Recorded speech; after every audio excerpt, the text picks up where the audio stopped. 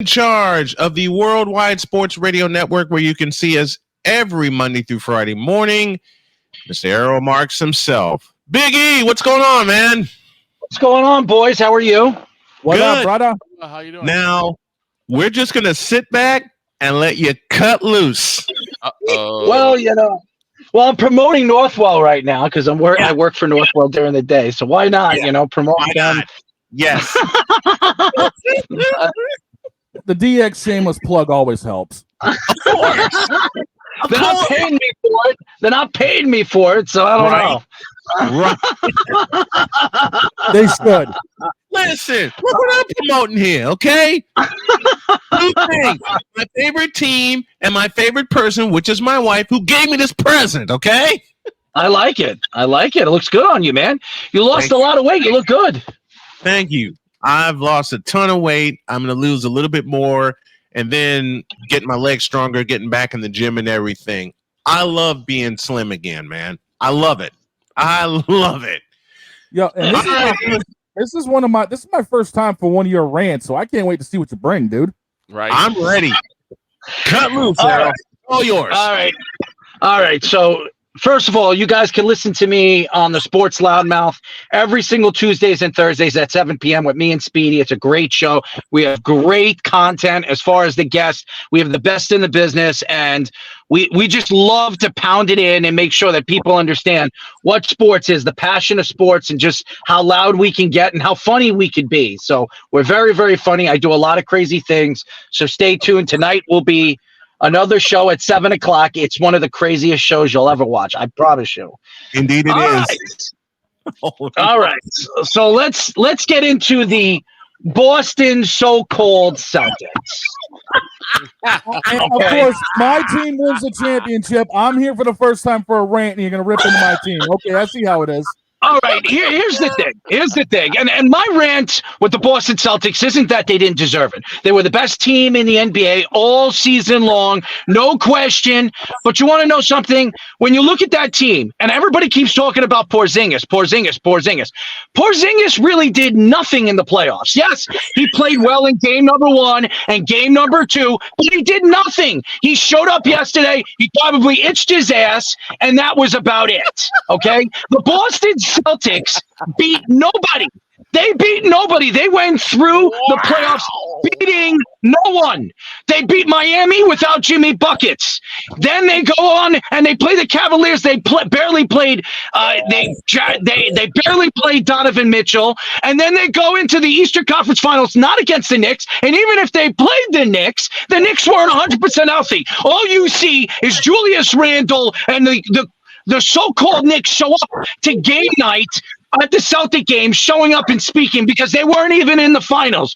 The Celtics played a non-Indiana Pacer team without Halliburton. They go all the way to the finals and they play against the Dallas Mavericks that shouldn't have even been there. The Timberwolves, the Denver Nuggets, they beat nobody. This was the easiest way to the finals. Well, how many championships? 18 championships? This was the easiest championship they ever damn won. Okay? They didn't beat nobody. This was so easy for them. So for all you Celtic fans all over social media saying, we're the champions, singing we are the champions, you know what you're going to be singing next year? We are the mice. We are the rats. Because that's what you guys are.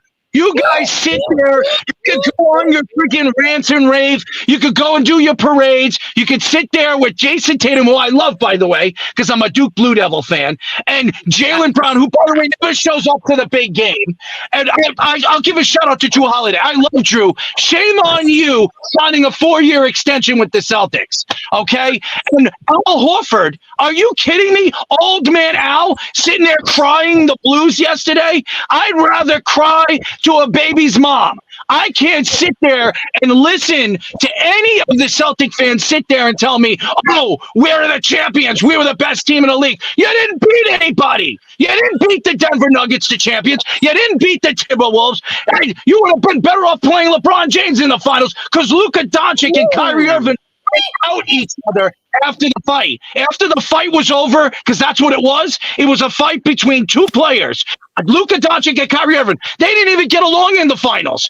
They were going at each other every single game. I mean, and by the way, what is it with the Mavericks? Okay, after the game, they say, "Oh, well deserved," but throughout the playoffs, all they kept doing was, quoting themselves as "We're the best team. We want to prove ourselves." This, and that, and this. You had a chance to prove yourself in the finals against a team you could have beaten. You beat the Timberwolves, a team that smashed around the Denver Nuggets, and you couldn't even get over the hump to a undersized Boston Celtic team. Okay, that's all I'm going to say about the Boston Celtics. Now, okay, let's go on to the haters like Jerry Recco, okay, that took shots at Juan Soto because he doesn't want to play injured. He doesn't want to play injured. Let me tell you something about Jerry Recco. Great guy. He really is. His this morning hour with whatever his name is. I know who his name is, but I don't even want to mention it. Okay. They goes out there and he wants to sell his product to the nation, wants to sell his product to the New York fans. And he goes out and says, Juan Soto, hey, Jerry, who do you root for? Oh, I'm sorry. You root for the New York Mets, okay, who absolutely suck. And you know what? You sit there and you talk about the Yankees that are the best team in baseball, first team to 50 wins, best pitching staff in baseball, best lineup in baseball, and you got something to say. Here's what I'm going to say to Jerry Recco. Jerry, don't quit your day job. Stick to the play-by-play. Because as far as I'm concerned, when you're speaking as a broadcaster or a podcaster, I don't want to listen to you. I have no reason to listen to you. Okay? You want to sit there and pretend that you're a Met fan, or you want to pretend that you know about New York sports? Maybe you should keep it in your pie hole. All right. Now, as far as the New York Knicks are concerned, the New York Knicks, Josh Hart and Julius Randle showing up to the NBA Finals. What are you guys doing?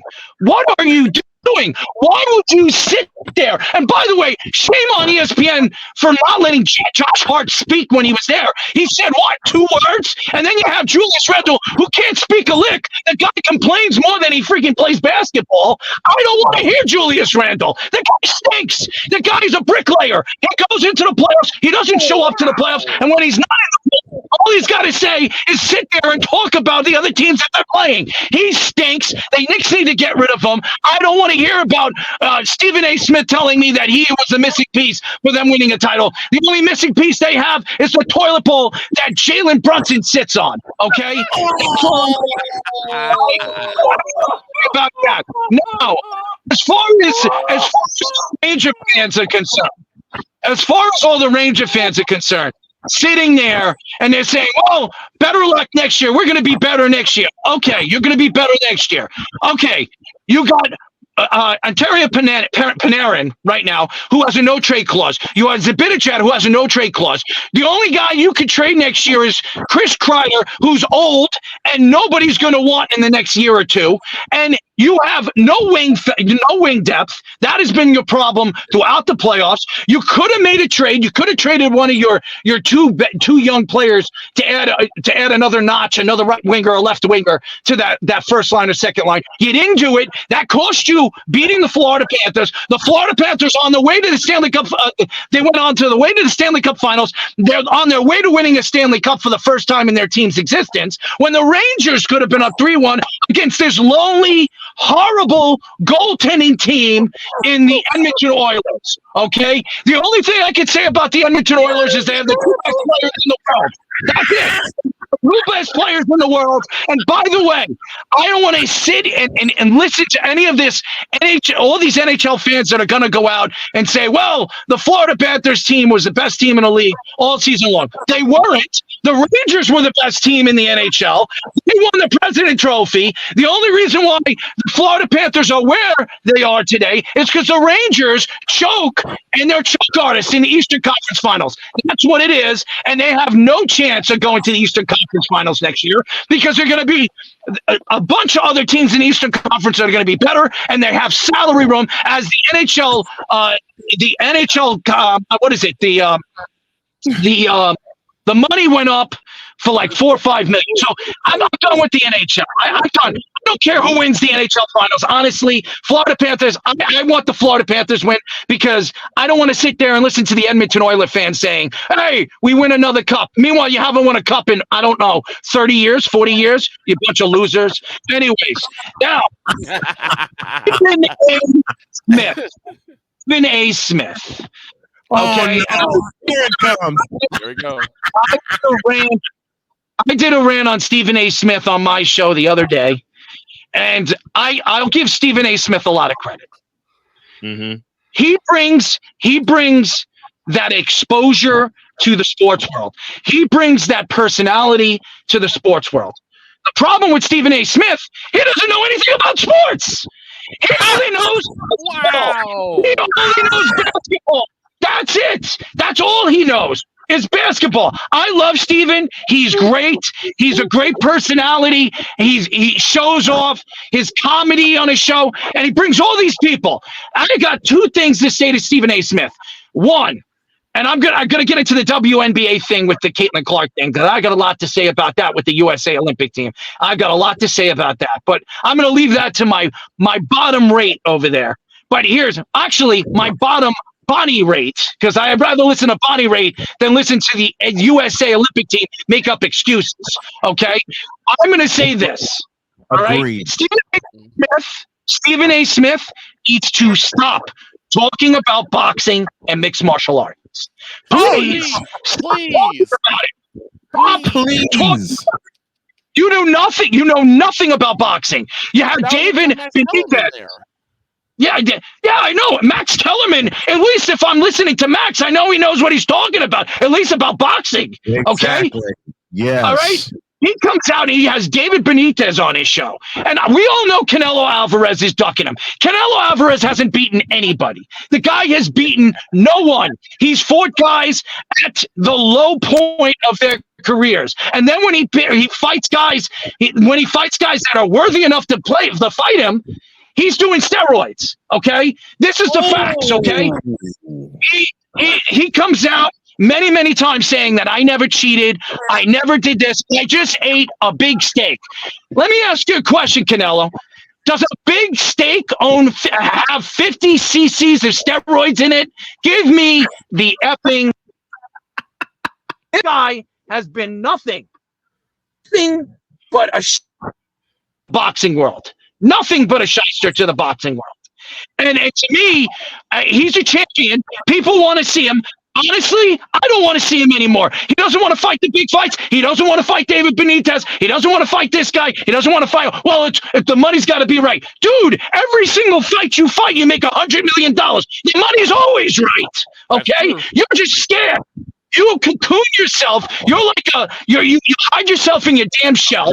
Okay, you're a quiet storm. Okay, that's what you are. You're a quiet storm. When you want to outburst, you want to go after somebody. You do it when you're in front of the press. But when it comes down to sitting in front of a camera and saying what you really feel, you hide in a cocoon. You're a little chicken ass. Okay, that's it. I'm not going to say it because we're on live radio, and I'm not. But everybody knows that Canelo Alvarez is a little scared punk.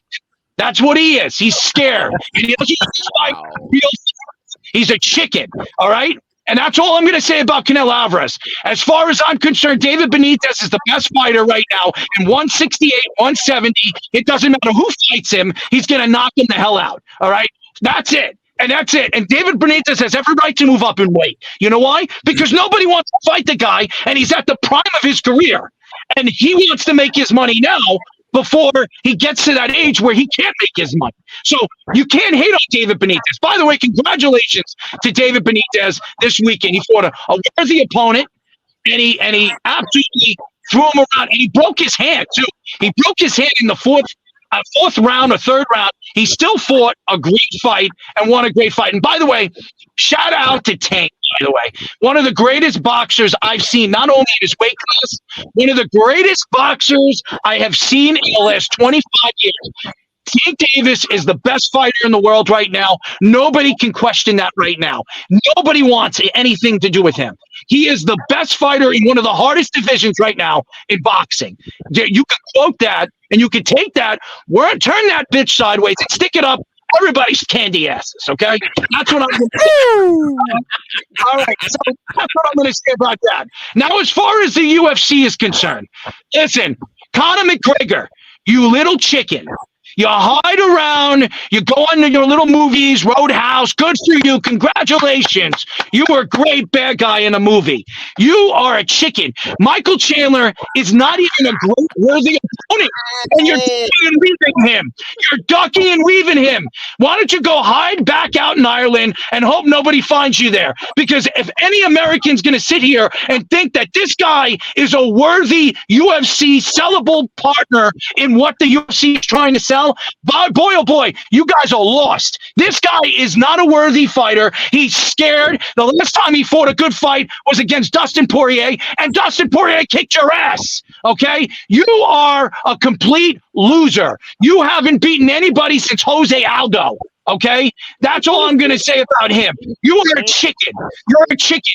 Retire already. Go back to your whiskey, whatever the hell you're doing. Make your billions and millions of dollars and get away from the sport. You're ruining the sport. You're ruining the pay-per-view. I am tired of this. I don't want to hear Conor McGregor's name ever again in the mixed martial arts world. The guy's a chicken.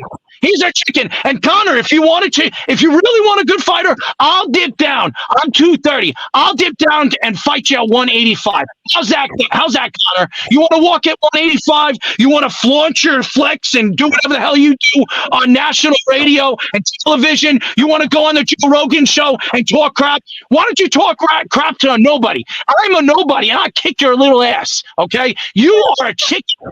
You are a chicken. You never want to fight. Don't fight again. You never want to fight. It's been, 4 years? And then you blame Dana White that you're not in the ring? Dude, you had a chance to fight Michael Chandler this week, and you chicken out. You're a chicken. Now, you say Women's Olympics, okay? Oh. I'm going to calm down here. I'm going to try to get my piece out. I was ranting and raving. I'm all over the place. I'm going to be very kind and very collective. All right. The Caitlin Clark thing is despicable. What the United States Olympic team is doing, okay? And I understand she didn't practice with the USA team. I understand she hasn't been. She's worried about now her WNBA team and Indiana. Great. If you look at the exposure right now that Caitlin Clark is bringing to the game and women's basketball, it's unbelievable. It's unbelievable. She's bringing fans from all different parts of the world. Hockey fans, with men's basketball, NBA fans, NHL fans, fighting fans. Everybody wants to see what Caitlin Clark is doing every single day. Every single person wants to see what Caitlin Clark is doing. She sells out arenas. She's Taylor Swift. That's what she is in the WNBA. That's what she is. Yeah, all right. not wrong. Okay. So now you're going to Paris, France, and the biggest star in women's basketball is not going? What the hell is the United States Women's Basketball Organization doing? What are they doing? To me, is it racism? And now let me tell you something. Diana Taurasi should keep her mouth shut, okay? And I don't want to hear Diana Taurasi say she's not a worthy United States, but she didn't do anything. She hasn't earned it. Did you earn as a rookie to play for Team USA? Absolutely not. Candace Parker, were you worthy enough to play for the United States as a rookie? No, you were not. So Caitlin Clark, who's done something that's only Sabrina has done, with 150 points, I think it was like 60 rebounds and something assists in so many games. They're the only two players to do that in a 10-game span in WNBA history, and everybody's saying she hasn't been good. What, are you kidding me? If you look at Steph Curry's numbers, I said this on my show. Steph Curry, who was quoted as only a three-point shooter, didn't Diana Taurasi say that? Didn't Diana Taurasi say she's only a three-point shooter? Diana, how about you? When you came into the WNBA, what were you acknowledged as? A three-point shooter. But everybody loved you. You were loved by everybody else. But Caitlin Clark, you don't want to give Caitlin Clark a lot of respect. Oh, she's just a three-point shooter. Deanna, she's the same person you were, even better. And I'm going to tell you this. Steph Curry's numbers in his rookie season are identical. Absolutely identical. Caitlin Clark's, okay? And I'm not saying she's Steph Curry, but look what Steph Curry did for the NBA. He changed the game. Now, I'm not a Steph Curry fan, but he changed the game. Now, everybody's jacking up 36 threes a game. Everybody. The only way you can win is jacking up threes. Caitlin Clark is going to bring young ladies, young women that want to, instead of playing softball, instead of wanting to play hockey and all that, wanting to play women's basketball. She's going to impact women's basketball for the better. Why isn't the USA Olympic team looking at this and seeing that this is so important to bring Caitlin Clark to Paris? It is so very important. And Stephen A. Smith, you're absolutely right. I'll give you credit for this. You are absolutely right. You're the only one on First Take that said this, that it is a catastrophe. It's a catastrophe that the WNBA isn't fighting this with the United States Olympic team, that she should be on the USA team. I don't care if she doesn't play. She can sit and ride the bench. She's going to. You just said the key point, and I talked about this last night. Even if she doesn't play a minute in Paris, you're growing the game just by having her presence there on the team. This is a travesty to me to not have Caitlin Clark, the most popular women's basketball player in the 21st century, on the team. No question. And it's a shame. It's a shame. And you know what? And the excuses, and I'm not going to mention any names because you know who you are. I'm not going to mention any of the people running the United States women's basketball team. I'm not going to mention any names. I said it on my show. You know what I feel about you. If you're listening, you can kiss my rear end, okay? I'm going to tell you this. The WNBA is a growing sport. I've gone to many different events, and people have told me, March Madness, nobody wanted to watch the men's March Madness this year. Nobody wanted to watch. Everybody wanted to watch Caitlin Clark and what she was doing in March Madness for the women's. Everybody has said that women's basketball is transitioning. Women's college basketball is transitioning. It's becoming more popular. It's becoming more of a betting line for betting people out there. If you're a betting man or a betting woman, you would rather go and watch a women's basketball game than, a women's college than a men's college basketball game. Mm-hmm. Absolutely. I just think that it's just a catastrophe. Everything that professional sports, this is entertainment, right? Am I right, boys? You guys are all about entertainment, right? Yep. Oh yeah, for sure. Absolutely.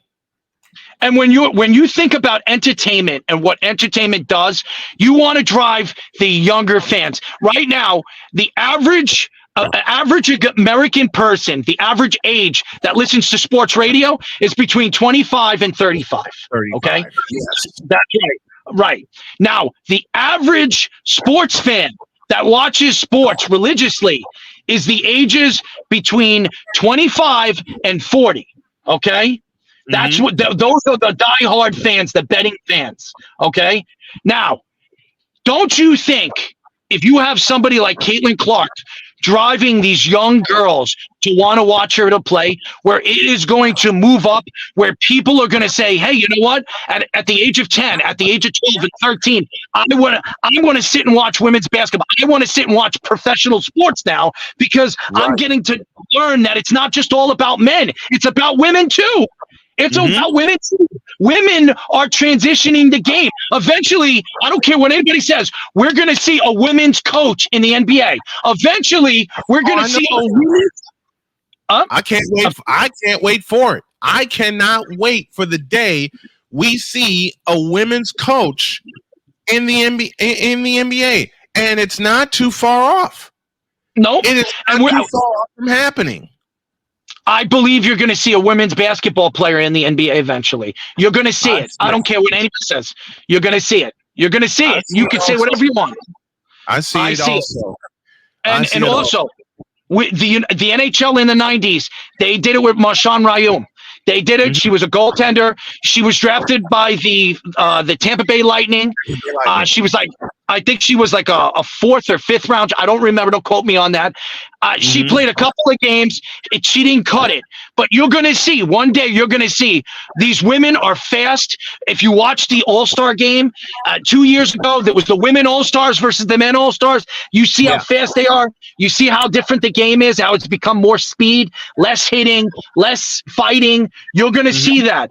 You're going to see women in the NHL eventually. I believe it. The only sport you're not going to see women play against men is football, because they'll probably die. Okay, but in baseball too, women can hit, women can pitch. You see women softball pitchers throwing 82 mile per hour with a women's softball. Okay, what do you think they could do with a baseball? So I just think that you got to stop being so sexist. Stop it. The world's got to stop. It's got to change now. You got to look at the real big picture right now. Sports it's graduating. Okay, it's graduating to different heights, and people got to be open to see what the change is. The change is great for all these organizations, advertisements and sponsorships, all you people out there that see what the transition is. And Diana Taurasi, you should see it. Caitlin Clark bringing a shoe deal, the way she's brought it to women's basketball, is going to open up paths for women basketball players to make more money. Oh, yeah. And lots of it's available. We're up against a break, but another legendary rant from Errol Marks, the man in charge of the Worldwide Sports Radio Network. Tonight, 7 p.m., the Sports Loudmouths. I'm going to have my headset on while I'm working on stuff, tuning in. You're great. You're a wonderful friend. I love you very much. And I want to pay Errol, I'm going to throw Errol some flowers here.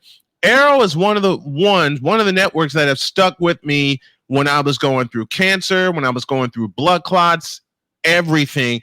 And he just kept telling me, whenever you're ready, you get it together, you have a spot on my network. You can hear us every day. And Errol, I thank you very much, my brother. Thank you so much. I appreciate you coming on. This spot is yours each and every week. And I mean that. Thank you, guys. Thank you. Glad I could be here for this one. I'm